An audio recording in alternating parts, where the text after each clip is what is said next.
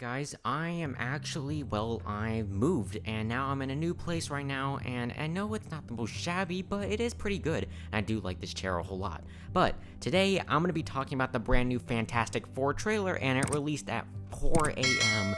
Dude, why? I mean, I understand 4, but I heard the launch event was terrible. But either way, I'm gonna talk about the trailer, give you guys my thoughts, and well, let's hit play on this trailer. We start off the trailer with seeing the Baxter building, which is like their headquarters, and since this is a different alternate reality set in the 60s, you could say that this is kind of the Avengers Tower of this universe. I think since that the Fantastic Four are pretty much the only heroes in this universe, it does make sense.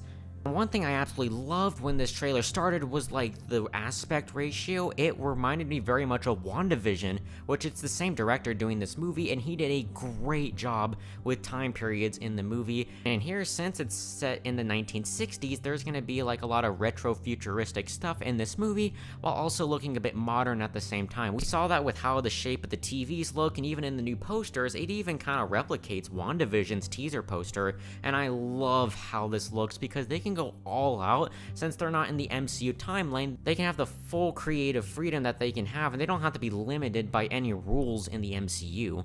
And the Marvel Studios intro, even that is retro too, with how it looks, and even on the title of the movie, wow, this just looks beautiful. Then we get a first look at The Thing, and man, I mean, the other one we had in Fanforstic, I actually thought looked decent. I never saw the movie, but I've always seen that one GIF, this one that I see everywhere. My name is Jeff. But this new Thing, he does look great, and from what I've heard from the comics, he's a very interesting character, with him being pretty sad about his transformation as this rock-like creature, and he used to be a human, and the new costume do look great too. I mean, when I first saw the new costumes, I'm like, that's what we're going with? But when you see it in motion, it does look a lot better on the characters, and it's definitely a lot better than whatever the hell Fanforstic did. And we get a bit of a peek of their origin story, which, by the way, this is not an origin story to the Fantastic Four. Maybe they're just quickly showing this off because, well, I mean, we've already had 2 iterations that probably have, or even have, shown the origin of the characters, and pretty much everyone knows their origins at this point. They go in this spaceship that they go on this experimental space flight that exposes them to cosmic rays, which ends up giving them all of their abilities. And since that we already know their origin story essentially, I mean, they're gonna probably show that, but we're not gonna really see much of it since, again, we already know what happens to them. And I do love their spacesuits here because, again, it feels very retro and feels very much like in the time period that this movie is set in, which is in the 1960s. It's kind of mixing the old with some of the retroness with some of the new, and I love it. And yeah, and the Thing here, just looking at the TV and seeing his old human self, he looks very sad that he's now like this rock-like creature, and that's something that I'm very excited to see in this movie, is the emotion of the movie.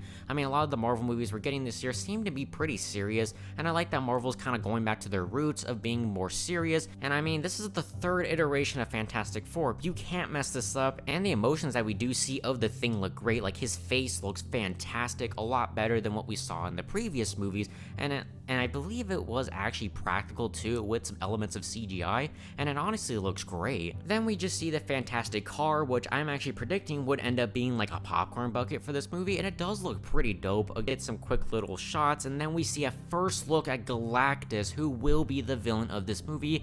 He's basically someone that like eats planets from what I've seen, and he can like shapeshift, so he can like change his size, kind of like, I mean, you could say Ant-Man, but he has like a big head, and I think we've seen his face in like one leaked image of the movie, and I'm really curious how his face is going to look, because I know Marvel did not do great with MODOK and Ant-Man 3, but hopefully they can do better here. From this first look, you feel the grand scale of his character. The trailer ends with seeing all of our characters in the brand new outfits, and we did kind of see this in a promotional material kind of like a few months ago, but now seeing it in fully HD, wow. These are probably my favorite Fantastic Four costumes we've gotten throughout all the movies, and I love the elements of the white on the boots and the gloves and the belt. It all just looks so clean and sleek, to where that trailer does end with hearing a bit of the score of the movie, which sounds great, and it is being done by Michael Giacchino, and he has done so many scores for movies. Like, the amount of scores that he's done, most of the time he is very good with it. Yeah, that's pretty much everything we got for the trailer. Again, it's not like a deep